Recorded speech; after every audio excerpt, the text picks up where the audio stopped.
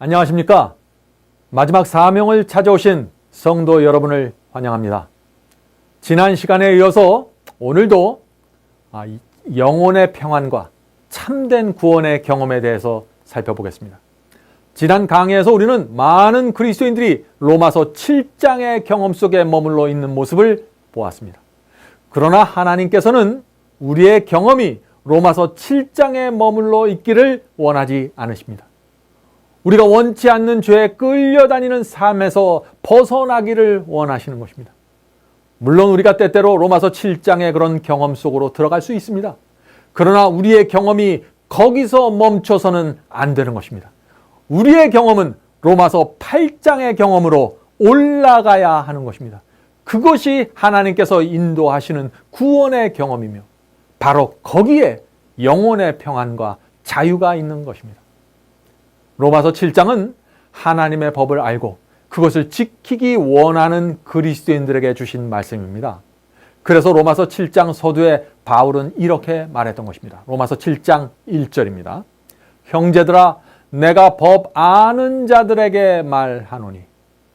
로마서 7장은 하나님의 계명을 알고 있고 그 말씀에 순종하기 원하는데 원하는 대로 잘 되지 않는 그리스도인들의 경험을 말하고 있는 것입니다. 마음은 그것이 아닌데 자꾸 육체의 요구에 끌려다니는 그 죄인의 모습을 그래서 로마서 7장이 말하고 있는 것이죠. 선을 행하려고 해도 자꾸 악을 행하게 되고 의와 거룩함을 쫓아가려고 하는데 자꾸 악에 빠지는 어쩔 수 없는 죄인의 모습이 로마서 7장에 나타나 있는 것입니다. 그래서 로마서 7장 22절과 23절을 보면은 이런 모습이 나오는 것입니다. 내 속 사람으로는 하나님의 법을 즐거워하되 내 지체 속에서 한 다른 법이 내 마음의 법과 싸워 내 지체 속에 있는 죄의 법 아래로 나를 사로잡아 오는 것을 보는도다. 자, 이 말씀에서 무엇을 지금 말하고 있는 것입니까? 내 속 사람은 하나님의 법을 즐거워한다고 했습니다. 내 마음의 소원은 하나님의 법에 순종하는 삶을 살고 싶다고 했습니다. 그런데 자꾸 육신의 욕망이 올라와서 그것에 사로잡혀서 죄에 끌려가게 돼서 내가 괴로워한다는 것입니다. 그래서 결국 이런 탄식을 하는 것이죠. 로마서 7장 24절입니다. 오호라 나는 곤고한 사람이로다. 이 사망의 몸에서 누가 나를 건져내랴. 성도 여러분, 이것이 로마서 7장 마지막에 나오는 그리스도인의 절규입니다. 자, 그렇다면 그리스도인은 계속해서 이런 절규를 하면서 살아야 할까요? 아닙니다. 우리에게 희망이 있습니다. 바울은 로마서 8장에서 희망을 제시하는 것입니다. 놀라운 복음을 우리에게 보여주는 것입니다. 오늘 우리는 그래서 복음의 중심으로 들어가서 해방과 자유로 들어가는 경험을 살펴보게 될 것입니다. 자, 그런데 사도 바울은 거기서 멈추지 않았습니다. 7장에 나오는 문제를 해결하기 위해 로마서 8장에서 놀라운 복음을 우리에게 제시해 줍니다. 그 말씀을 읽어보겠습니다. 로마서 8장 1절과 또 6절부터 9절의 말씀입니다. 1절입니다. 그러므로 이제 그리스도 예수 안에 있는 자에게는 결코 정죄함이 없나니. 바울이 이 말씀을 기록했을 때 얼마나 기뻤을까요? 로마서 7장에서 그 율법의 정죄에 짓눌려 있던 그 육체에 이리저리 끌려다니는 그 그리스도인이 8장에 와서 크게 소리치는 것입니다. 결코 정죄함이 없습니다 라고 소리치는 것입니다. 그런데 아무나 정죄받지 않는 것이 아닙니다. 그리스도 예수 안에 있는 사람만 정죄받지 않는다고 했습니다. 자, 그런데 그리스도 예수 안에 거하는 사람은 왜 정죄받지 않을까요? 계속해서 읽어보겠습니다. 지금 읽는 이 말씀은 한글 성경에는 없고 킹 제임스 영어 성경에만 나오는 말씀입니다. 자, 앞에서 뭐라고 했어요? 그리스도 예수 안에 있는 자에게는 결코 정죄함이 없나니 그들은 육신을 따르지 않고 성령을 쫓나니. 무슨 말인가요? 육신을 따르지 않고 성령의 음성을 따르기 때문에 정죄받지 않게 된다는 것입니다. 이것이 그리스도인에게 정죄함이 없는 이유라 하는 것입니다. 자, 6절 읽겠습니다. 육신의 생각은 사망이요 영의 생각은 생명과 평안이니라. 이 말씀의 의미는 분명합니다. 육신이 우리에게 말하고 요구하는 것을 따라가면 사망이고 멸망에 이르게 된다는 것입니다.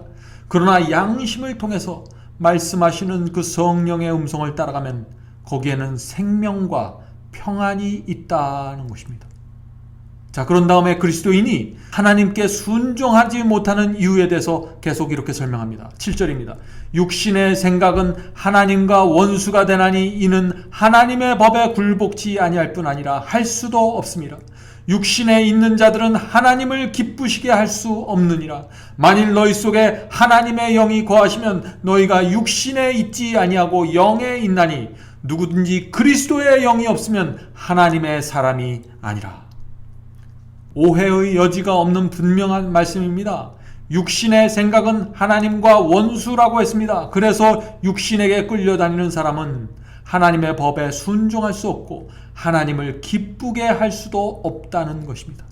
바울은 육신에 속해서 죄에 끌려다니는 사람은 그리스도의 사람이 아니라고 선언했습니다. 이것은 정말 두렵고 엄숙한 말씀입니다. 자, 그렇다면 어떻게 해야 우리가 양심을 통해서 들려오는 성령의 음성에 순종할 수 있을까요? 어떻게 하면 그 육신의 더럽고 이기적인 충동을 뿌리치고 성령을 쫓아가는 사람이 될 수 있을까요? 그래서 생명과 평안을 누릴 수 있게 될까요? 이 중요한 질문에 대한 답이 12절에 나옵니다. 바울은 이 12절부터 우리가 육신의 욕망을 뿌리치고 성령의 음성을 따를 수 있는 비결 3가지를 우리에게 공개해 줍니다. 참 궁금하시죠? 이제 첫 번째 비결을 살펴보도록 하겠습니다. 로마서 8장 12절입니다. 그러므로 형제들아 우리가 빚진 자로 돼 육신에게 져서 육신대로 살 것이 아니니라. 이 말씀에서 사도 바울은 우리가 육신의 요구를 따라가지 말아야 할 이유를 무엇이라고 말했습니까? 우리가 빚진 자이기 때문에 육체의 욕망을 따라갈 수 없다고 했습니다. 빚을 졌기 때문에 육신에게 져서 육신이 끄는 대로 따라갈 수 없다고 했습니다. 자, 그렇다면 우리가 누구에게 빚을 졌다는 말인가요? 하나님께 도무지 갚을 수 없는 엄청난 빚을 진 것입니다. 우리가 하나님께 어떤 빚을 졌습니까? 여러분과 저를 살리기 위해서 하나님의 아들이 죽으셨습니다. 하늘의 왕께서 하늘을 포기하고 이 땅에 내려오셔서 핍박을 피해서 이 동네 저 동네 도망 다니시고 복음을 전하셨습니다. 더럽고 먼지 나는 유대 땅에서 낮고 낮은 사람으로 살다가 결국에는 십자가에 달렸는데 아무도 그분을 구세주로 인정하지 않았습니다. 아무도 그분께 감사하다는 말을 하지 않았습니다. 그럼에도 불구하고 그분께서는 끝까지 죽음의 길을 홀로 걸으셨고 십자가에 피를 뿌리셨습니다. 여러분과 저를 위해서 그렇게 하신 것입니다. 그리스도의 그러한 외로운 삶과 피가 아니었으면 저와 여러분은 소망이 없는 사람입니다. 아무런 소망이 없이 이 세상을 살다가 지옥불의 형벌을 받을 수밖에 없는 존재가 되는 것입니다. 그래서 우리는 그 무엇으로도 갚을 수 없는 큰 빚을 그리스도께 지고 있는 것이다. 그런 것입니다. 사도 바울은 우리가 빚진 자로 돼 육신에게 져서 육신대로 살 것이 아니라고 했습니다. 하나님께 엄청난 빚을 졌는데 어떻게 성령의 음성에 등을 돌릴 수 있냐는 말입니다. 양심으로부터 들려오는 그 의의 음성을 어떻게 우리가 거절할 수 있냐 하는 도전을 지금 사도 바울은 하고 있는 것입니다. 너무나 큰 빚을 지고 있기 때문에 그리스도를 배반할 수 없고 그분을 다시 십자가에 못질할 수 없다는 것이 사도 바울의 신앙이었습니다. 제 생애 속에서 여러 번 성령의 음성을 거절했지만 제가 빚진 자의 심령으로 하나님 앞에 섰을 때만큼은 그분의 말씀을 제가 도무지 거절할 수 없었습니다. 사실 우리 모두는 하나님께 큰 빚을 지고 있다는 사실을 잘 압니다. 그리스도인으로서 그것을 모르는 사람이 어디 있을까요? 그러나 문제는 정말 우리가 빚진 자의 심령으로 하나님 앞에 서 있는가 하는 것입니다. 여기에 많은 그리스도인들이 빠져 있는 문제가 있는 것입니다. 빚진 자의 심령 없이 하나님의 말씀에 순종하려고 애쓰다가 자꾸 쓰러지는 것입니다. 그리고 너무나 힘들다고 하면서 더 이상 양심의 가책을 받지 않는 그런 신앙을 하고 싶다고 불평하는 것입니다. 하나님께 도무지 갚을 수 없는 빚을 졌다는 심령 없이 신앙을 하게 되면 자꾸 그렇게 되는 것입니다. 그래서 마음이 냉랭하고 신앙이 형식적이 되고 기도에 힘이 없게 되는 것입니다. 자, 그런데 사도 요한은요, 우리에게 참 아름다운 말씀을 남겨주셨습니다. 사도 요한 역시 빚진 자의 심령을 갖고 있었기 때문에 이런 말씀을 주실 수 있었던 것입니다. 자, 그 말씀을 읽어보죠. 요한일서 3장 7절 8절입니다. 요한일서 3장 7절 8절. 자녀들아, 아무도 너희를 미혹하지 못하게 하라. 의를 행하는 자는 그의 의로우심과 같이 의롭고 죄를 짓는 자는 마귀에게 속하였나니. 참, 오늘날 교회에서 이런 말씀을 하면 사람들이 아마 깜짝 놀라서 거절할 것입니다. 그러나 사도 요한의 복음은 아주 단순합니다. 구원은 믿음으로 받는 것이지만 진짜 믿음을 가진 사람은 그 생애 속에 의의 열매가 맺히게 된다는 것입니다. 죄를 짓는 자는 마귀에게 속하나니 마귀는 처음부터 범죄함이라. 하나님의 아들이 나타나신 것은 마귀의 일을 멸하려 하심이니라. 자, 여기서 하나님의 아들이 이 땅에 오신 이유가 무엇이라고 했습니까? 마귀의 일을 멸하기 위해서, 마귀의 일을 없애기 위해서 이 땅에 오셨다는 것입니다. 자, 그렇다면 마귀의 일이 무엇인가요? 그것은 우리를 유혹하는 것입니다. 시험에 빠뜨려서 죄를 짓게 만드는 것입니다. 바로 마귀의 그런 일이 이루어지지 못하도록 하기 위해서 예수께서 이 땅에 오셨습니다.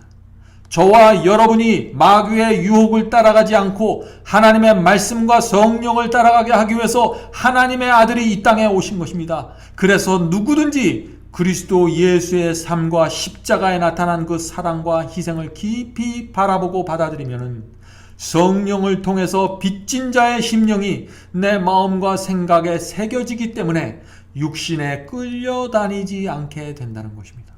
자, 이제 사도 바울이 우리에게 제시하는 두 번째 비결을 살펴보도록 하겠습니다. 육신에게 끌려다니지 않고 영혼의 평안을 갖는 두 번째 방법. 로마서 8장 13절입니다. 너희가 육신대로 살면 반드시 죽을 것이로되 영으로서 성령으로서 몸의 행실을 죽이면 살리니. 그런데 여기 굉장히 강력한 표현이 나옵니다. 바울은 육신대로 이끄는 대로 살면 어떻게 된다고 그랬어요? 반드시 멸망당할 것이라고 못을 박았습니다. 그리고 나서 육체의 요구를 죽이는 방법을 설명하는데 성령으로서 죽이라고 하는 것입니다. 그래서 사도 바울도 나는 날마다 죽노라고 고백했던 것입니다. 사도 바울도 날마다 성령의 힘으로 육체의 요구와 자아를 죽이면서 살았다고 한 것입니다. 성령이 아니면 결코 육체로부터 올라오는 악한 생각과 몸의 악한 행실을 죽일 수 없는 것입니다.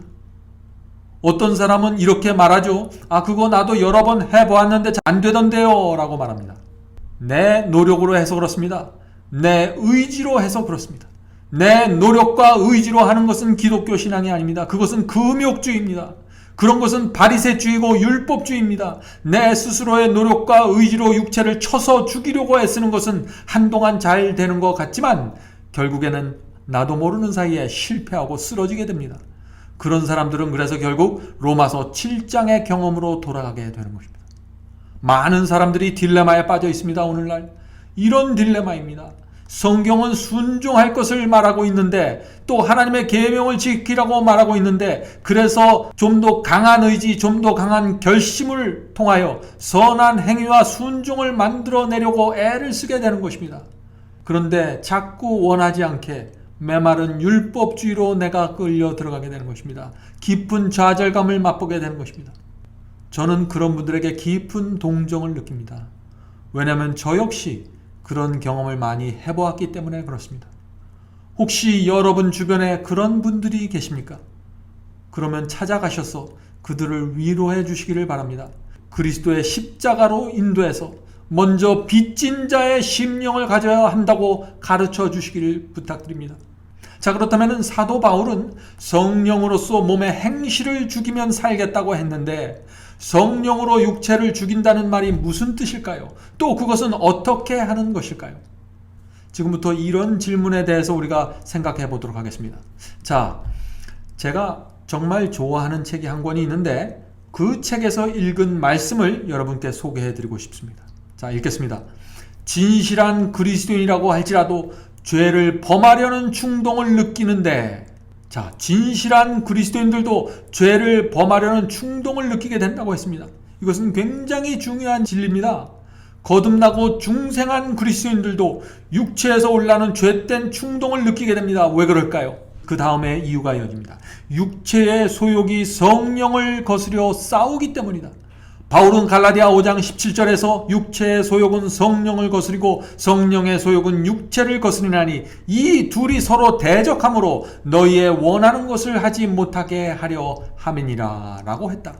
마음속에서 성령과 육체 사이에서 벌어지는 전쟁은 쉼이 없는 투쟁인데 그리스도의 도우심이 필요되는 것은 바로 여기이다. 자, 이 말씀에서 그리스도의 도움이 필요한 곳은 바로 여기다 라고 했는데 바로 여기가 어딜까요? 시험이 옵니다. 유혹이 우리를 찾아옵니다. 그때 우리의 육체가 꿈틀거리면서 반응을 하기 시작합니다. 죄를 범하라고 강력하게 소리 지르기 시작합니다. 더럽고 추한 욕망이 우리 속에서 올라옵니다. 미워하라고 소리치고 복수하라고 소리칩니다. 더 많이 가지라고 유혹합니다. 그런데 마음의 저쪽 반대편에서 성령의 조용한 음성이 들려옵니다. 그렇게 하지 말아라. 의의 길을 걸어야 한다. 좁은 길을 택해야 한다. 진리를 붙잡아야 한다. 이런 음성이 들려오는 것입니다.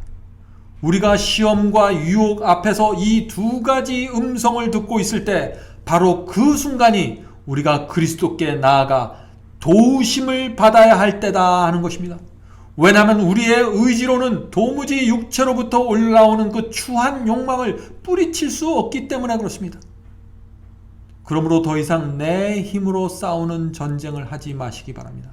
그런 전쟁을 하면 여러분은 결국 로마서 7장으로 돌아가게 될 것입니다. 보통 때는 육체와 성령이 싸우는 다툼이 없습니다. 평안한 것처럼 보입니다.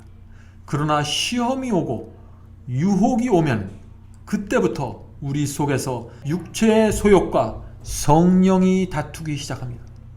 그 전쟁은 둘 중 하나가 패배해야만 끝나는 전쟁입니다. 우리를 자신이 원하는 쪽으로 끌고 가기 위해서 싸우는 전쟁이 벌어지는 것입니다. 그래서 로마서 6장 16절에는 이런 말씀이 있습니다.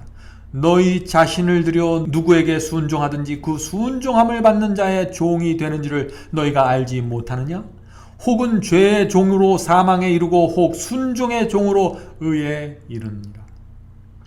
내 속에서 두 음성이 들려올 때, 육체의 음성과 성령의 음성이 들려올 때 우리는 죄의 종이 되든지 순종의 종이 되든지를 결정해야 합니다.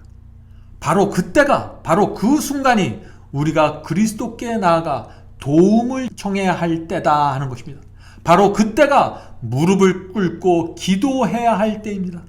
기도를 통해서 하늘에서 중보하시는 예수께 나아가 성령의 음성을 붙잡을 수 있도록 은혜와 힘을 달라고 간구해야 합니다. 잠시 기도하고 일어서는 것이 아닙니다. 그것을 받을 때까지 간구해야 합니다. 주님께서는 악을 거절하고 순종의 종이 되게 해달라고 간구하는 기도에 반드시 응답하십니다. 기도를 통해서 하늘의 은혜와 능력을 받은 다음에는 우리가 어떻게 해야 합니까? 다시 우리 마음속에서 일어나고 있는 선과 악의 투쟁 앞에 서야 됩니다. 그리고 주께서 주시는 그 은혜와 능력으로 육체의 요구를 뿌리쳐야 하는 것입니다. 육체 속에서 올라오는 광풍을 그리스도 예수의 이름으로 꾸짖으면서 잔잔하라고 명해야 합니다. 이것이 육체의 요구를 뿌리치고 성령의 음성에 순종해서 살아가는 의의 종의 모습입니다. 그리스도인은 의지에 대해서 잘 이해해야 합니다. 인간의 의지는 너무나 연약한 것입니다. 썩은 새끼줄같이 연약합니다. 그러나 우리가 기도를 통하여 하늘로부터 은혜와 능력을 받으면 그런 그리스도인의 의지는 전혀 다릅니다. 육신의 정욕과 이기심을 이기기에 충분한 의지입니다. 왜냐하면 인간의 의지에 하늘의 은혜와 능력이 연합되어 있기 때문에 그런 것입니다. 그래서 성령으로 감동된 의지를 가진 사람은 악을 물리치고 선을 택할 수 있는 것입니다. 이것은 우리가 날마다 실제로 얻을 수 있는 경험입니다. 고린도전서 15장 17절에 이런 간증이 있는 것입니다. 우리 주 예수 그리스도로 말미암아 우리에게 이김을 주시는 하나님께 감사하노니, 이김을 주시는 하나님, 그 하나님께 감사하는 생애를 살기 원하십니까? 그런 생애 속에는 영혼의 평안이 깃들게 될 것입니다. 죄와 처절한 투쟁을 해본 사람은, 그래서 많이 실패하고 쓰러져 본 경험이 있는 사람은 자신이 얼마나 연약한 존재인지 알게 됩니다. 육체의 정욕이 얼마나 강한 것인가를 깊이 인식하게 됩니다. 그래서 그런 사람들은 시험이 올 때 예수께 더 가까이 나가게 되고 더 간절하게 매달리게 됩니다. 유혹과 시험 때문에 육신이 속에서부터 꿈틀거릴 때 자신을 의지하는 대신에 기도를 통하여 그리스도께 빨리 뛰어나가게 되는 것입니다. 그분의 손을 붙잡게 되는 것입니다. 자신의 연약함을 너무나 잘 알기 때문에 그렇게 할 수 있는 것입니다. 오늘날 교회 안에서 많이 퍼져나가고 있는 그 세속적인 복음에는 이런 투쟁에 대한 가르침이 없습니다. 해결책이 없습니다. 그래서 오늘날 성도들의 신앙에 큰 문제가 생긴 것입니다. 수많은 성도들이 육체와 성령의 투쟁이 실제로 어떻게 이루어지는지 이해하지 못하고 살아가고 있는 것입니다. 그래서 사단이 유혹을 던지면 어떻게 대처할 줄도 모르고 미처 손도 쓰지 못하고 당하게 되는 것입니다. 많은 사람들이 예수를 영접하기만 하면 내 삶이 세속과 죄에 물들어 있어도 구원받을 수 있게 된다고 믿기 때문에 날마다 마음속에서 이루어지는 전쟁에서 싸울 생각을 하지 않는 것입니다. 싸움의 의미를 찾지 못하는 것입니다. 이미 구원받았는데 싸워서 뭐하냐라고 생각하는 것입니다. 우리의 죄 때문에 십자가에 돌아가신 예수님이 만일 그런 말을 들으면 그 심정이 어떨까요? 마귀의 일을 멸하기 위해서 이 땅에 오신 그리스도께서 그런 말을 들으면 얼마나 마음이 아프실까요? 예수를 믿기만 하면 구원받는다는 그런 복음을 받아들이면 양심이 거짓 복음으로 잘못 교육받기 때문에 제대로 된 의의 음성을 내지 못하게 됩니다. 사단은 그런 사람을 거짓 이적과 궤변으로 이상한 것으로 끌고 갈 것입니다. 죄와 싸우는 투쟁이 없는 신앙을 하면은 죄가 얼마나 악하고 강력한 것인지 모르게 됩니다. 자신이 얼마나 연약한 존재인지 모르게 됩니다. 그래서 주님께 간절한 심령으로 매달리는 것이 어떤 것인지 알 수 없게 되는 것입니다. 투쟁이 없기 때문에 겉으로는 행복하게 보일 수 있습니다. 그러나 속으로는 부패해 들어가는 것입니다. 사랑하는 성도 여러분, 참된 영혼의 평안은 빚진 자의 심령 속에서만 가능한 것입니다. 빚진 자는 겸손합니다. 얼굴을 들지 못하고 두 손을 조아립니다. 하나님께 너무나 죄송해서 어쩔 줄 몰라 하는 것입니다. 빚을 지고 있기 때문에 그런 것입니다. 그래서 혹시 죄를 범했을지라도 금세 회개하고 통회하게 되는 것입니다. 왜냐하면 빚진 자는 죄를 고집하고 붙잡고 있으려는 의도가 그 마음속에 없기 때문입니다. 시험과 유혹이 올 때 자신의 연약함을 너무나 잘 알고 있기 때문에 얼른 주님께 달려가 숨게 됩니다. 이것이 빚진 자의 모습입니다. 가장 연약해 보이지만은 가장 강한 그리스도인이 바로 빚진 자의 심령을 가진 그리스도인입니다. 로마서 8장에서 사도 바울은 영혼의 평안을 얻는 그 세 번째 비결을 우리에게 말해주고 있습니다. 자, 그것이 무엇일까요? 로마서 8장 15절입니다. 로마서 8장 15절. 너희는 다시 무서워하는 종의 영을 받지 아니하였고, 종의 영은 노예의 영을 말하는 것입니다. 종의 영, 노예의 영을 받지 아니하였고 양자의 영을 받았으므로 아바, 아버지라 부르짖느니라. 사도 바울은 영혼의 평안을 누리지 못하는 또 하나의 이유를 말하면서 종의 영을 갖고 있기 때문이라고 했습니다. 자, 종의 영을 가지고 있다. 이것이 무슨 뜻일까요? 주인이 무서워서 벌벌 떠는 노예의 정신을 가지고 있다는 것입니다. 주인이 주는 벌이 무서워서 순종한다는 것입니다. 주인이 주는 삭슬 노리고 일을 한다는 것입니다. 그래서 삭군이 된다 하는 것입니다. 그래서 평생 주인 밑에서 열심히 일하지만 주인의 사랑과 은혜를 느끼지 못하는 것입니다. 아버지와 아들 사이에만 존재하는 그 참된 관계 속으로 들어가지 못해서 하나님을 아버지라고 부를 수 없는 것입니다. 그저 구원받기 위해서 주인 곁에 있고 멸망당하지 않기 위해서 주인을 떠나지 않는 노예로 살아가는 것입니다. 복받기 위해서 주인 곁에 머무는 것입니다. 형벌이 두려우니까 교회에 다니는 것입니다. 이것이 종의 영, 노예의 영을 받은 그리스도인의 모습입니다. 다시 말해서 하나님을 믿는 동기에 큰 문제가 생긴 것입니다. 그래서 참된 아버지와 아들의 관계를 맺지 못하고 살아가는 것입니다. 사랑하는 성도 여러분, 그리스도인은 반드시 양자의 영을 받아야 합니다. 양자의 영을 받으면 더 이상 형벌이나 보상 때문에 하나님을 따르지 않게 됩니다. 구원받기 위해서 하나님을 따르지 않습니다. 하나님이 나의 아버지이기 때문에 그분을 위해서 사는 것입니다. 나를 낳아주셨고 먹여주셨고 키워주신 그 은혜가 너무나 감사해서 그분을 위해서라면 하지 못할 일이 없게 되는 것입니다. 그래서 하나님의 말씀 앞에서는 나에게 어떤 이익이 생기고 어떤 손해가 오는가를 따지지 않게 되는 것입니다. 사도 바울의 말씀처럼 먹든지 마시든지 무엇을 하든지 하나님의 영광을 위해서 살아가는 것입니다. 이것이 양자의 영을 받은 그리스도인의 신앙입니다. 만일 제 아들이 저에게 이렇게 말하면 제 마음이 어떨까요? 아버지, 오늘도 제가 아버지가 시키는 일을 열심히 했습니다. 그러니 이제 제가 밥을 먹어도 되겠죠? 이런 말을 들을 때 제 마음이 어떨까요? 정말 비참할 것입니다. 일은 나도 할 수 있습니다. 아들이 도와주지 않아도 할 수 있는 것입니다. 제가 아들에게 기대하는 것은 그런 것이 아닙니다. 그 아이가 힘들 때 내게 와서 손을 붙잡고 아버지, 요즘 제가 참 힘들어요. 도와주세요. 아버지, 요즘 제 마음이 너무나 괴로워요. 제 마음을 나눌 친구가 없어요. 아버지, 제 친구가 되어주세요. 아버지, 제가 이런 잘못을 했는데 저를 용서해 주시죠. 아버지, 감사합니다. 제 아들이 제 등 뒤에서 어깨를 감싸 안으면서 이런 말을 할 때 제 마음이 어떨까요? 그 아버지의 사랑과 능력을 믿기 때문에 자신의 모든 것을 털어놓는, 심지어 자기의 죄까지 털어놓는 그 아들이 얼마나 사랑스러울까요? 저는 무슨 대가를 치르고서라도 그런 아들을 도와주려고 할 것입니다. 양자의 영은 바로 그런 것입니다. 아버지와 아들의 관계는 바로 그런 것입니다. 그런 관계 속으로 들어가야만 영혼의 평안을 지킬 수 있는 것입니다. 아버지를 사랑하고 존경하는 자녀는 이렇게 말을 하게 될 것입니다. 아버지를 행복하게 해드리고 싶어요. 아버지가 좋아하는 것이 무엇이죠? 아버지가 행복한 것이 제 행복이에요. 어떻게 하면 제가 아버지를 행복하게 해드릴 수 있을까요? 이것이 아버지를 사랑하는 아들과 딸의 모습 아닙니까? 그래서 바울은 믿음에 대해서 이렇게 말했던 것입니다.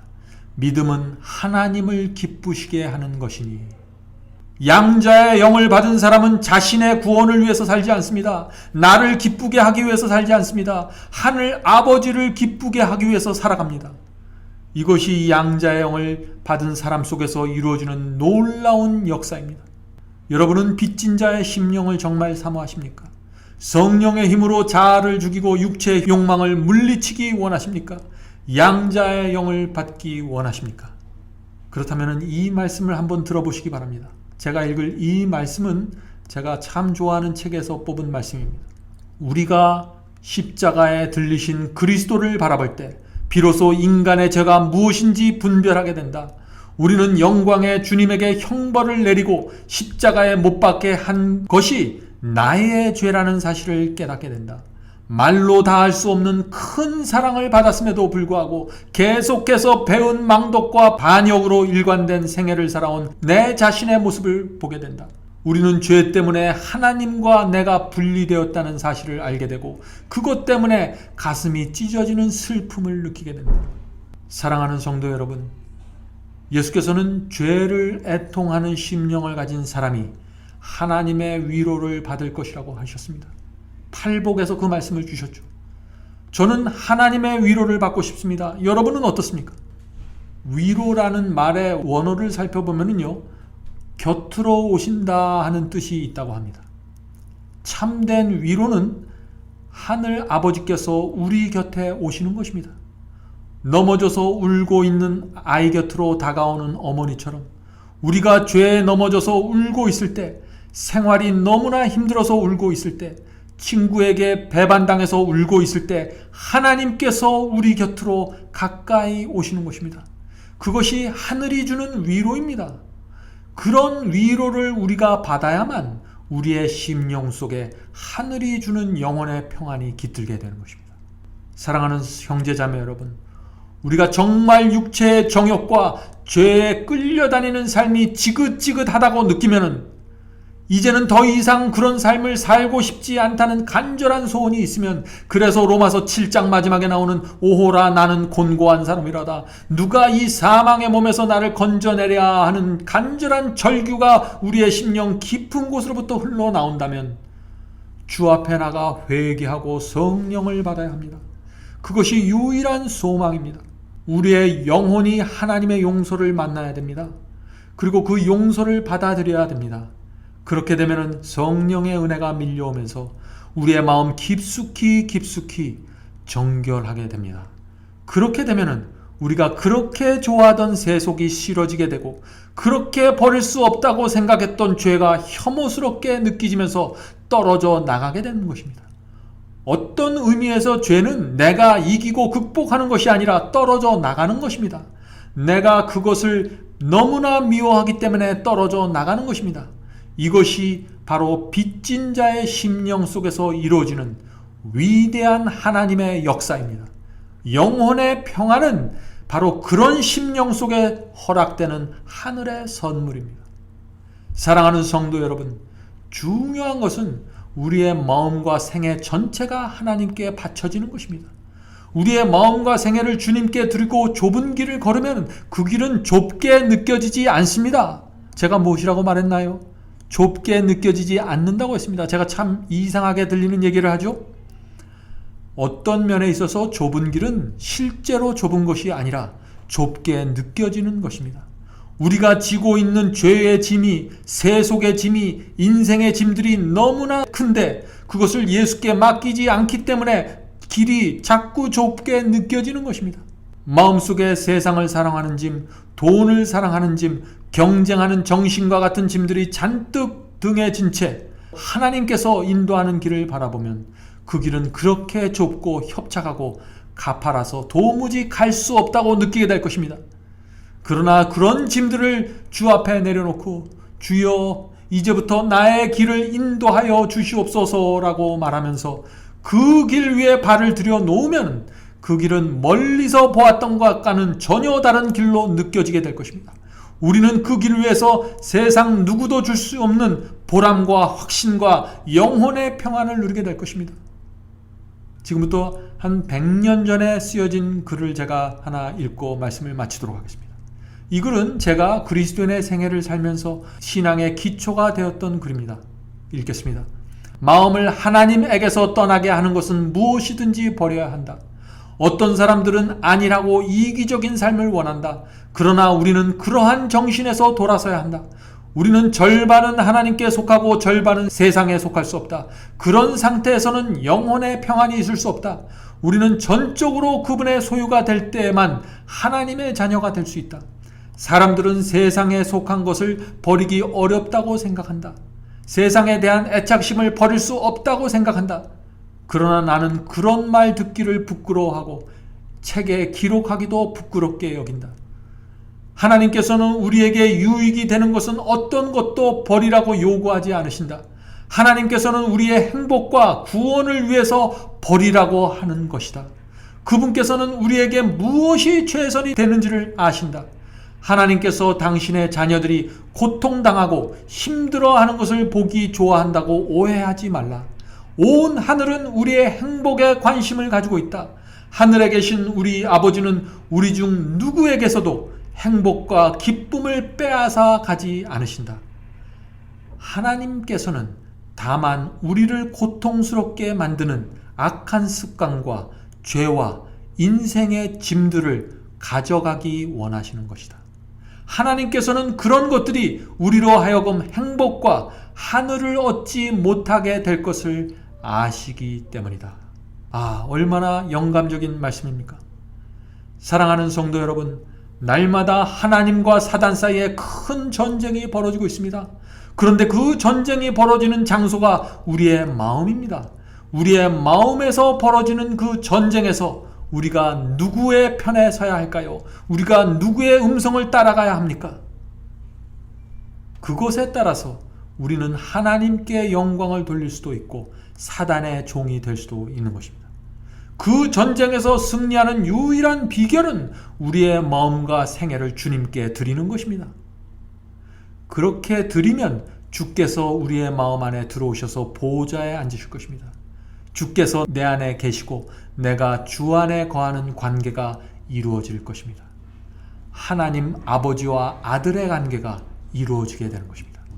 그렇게 될 때 성령께서 우리의 영혼 속에서 육체를 죽이고 승리를 거두게 되실 것입니다. 우리는 영혼의 평안과 자유를 선물로 받게 될 것입니다. 우리 생애 속에 거룩함과 의의 열매가 맺히게 되는 것입니다. 혹시 오랜 세월 동안 영혼을 짓누르는 문제를 가지고 계십니까? 이제 주 앞에 나와 내려놓고 하늘이 주는 쉼을 얻게 되기를 바랍니다.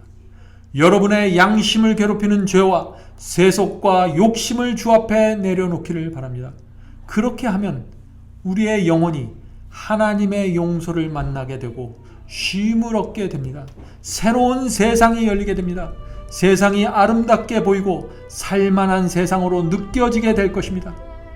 갑자기 문제가 없어져서 그렇게 되는 것이 아닙니다. 문제들은 여전히 존재할 수 있습니다. 그러나 내 마음이 변했기 때문에, 내 정신이 변했기 때문에 문제가 문제로 여겨지지 않고 유혹이 유혹으로 느껴지지 않게 되는 것입니다. 우리의 심령 속에 이런 변화가 생기면 성령의 은혜가 우리의 마음 깊숙한 곳까지 밀려 들어오게 되는 것입니다. 안녕히 계십시오.